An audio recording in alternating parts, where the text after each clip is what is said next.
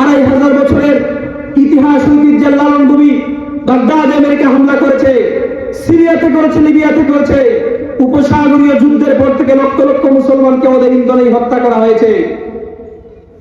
2019 সালের 15ই মার্চ নিউজিল্যান্ডের আল নূর মসজিদে আমেরিকার ইন্ধনে 51 জন মুসল্লিকে গুলি করে হত্যা করা হয়েছে। ইউক্রেন রাশিয়া যুদ্ধে মানবতার পিঠে পশ্চিমারাই ছুড়ে মেরে দিয়েছে। সুতরাং তোমাদের মুখে মানবতা মানায় না।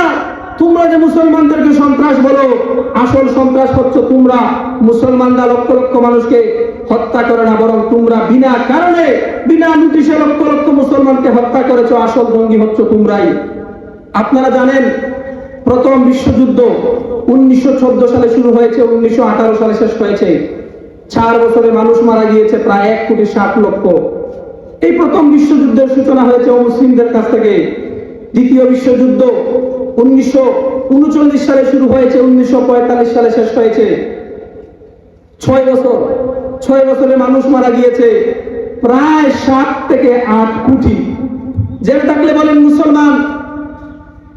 আমরা গবেষণা করে দেখতে পারি দ্বিতীয় বিশ্বযুদ্ধের যে সূচনা হয়েছিল সেটাও অমুসলিমদের কাছ থেকে।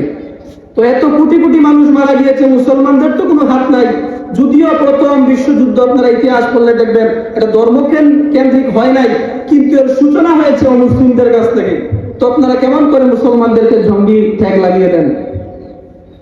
দ্বিতীয় বিশ্বযুদ্ধের সময় অর্থাৎ শেষের দিকে 1945 সালে 9 আগস্ট আমেরিকা জাপানের হিরোশিমা ও নাগাসাকি শহরে 2 দিনে লিটল বয় এবং ফ্যাটম্যান নামে 2টি বোমা নিক্ষেপ করেছিল। 2 দিনে মানুষ মারা গিয়েছে প্রায় 1.5 লক্ষ মুসলমান।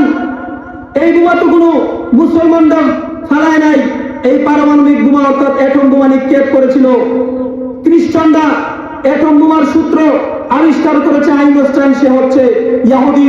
অর্থাৎ মানব ধ্বংসের সবচেয়ে বড় বোমা অ্যাটম বোমা, পারমাণবিক বোমা, সেটার সূত্র আবিষ্কার করেছেন ইহুদি আইনস্টাইন। আর সেই সূত্র ধরে বোমা বানিয়ে জাপানে 9 আগস্ট নিক্ষেপ করেছে আমেরিকা, তারা হচ্ছে খ্রিস্টান। সুতরাং মুসলমান যত রক্তপাত, যত যুদ্ধ বিগ্রহ, যত মানবতার বিরুদ্ধে হামলা সবগুলি করেছে অমুসলিমরা, ইহুদি খ্রিস্টানরা। এর পিছনে মুসলমানদের কোনো হাত নাই। তবে মনে রাখবেন আমরা জিহাদে বিশ্বাসী।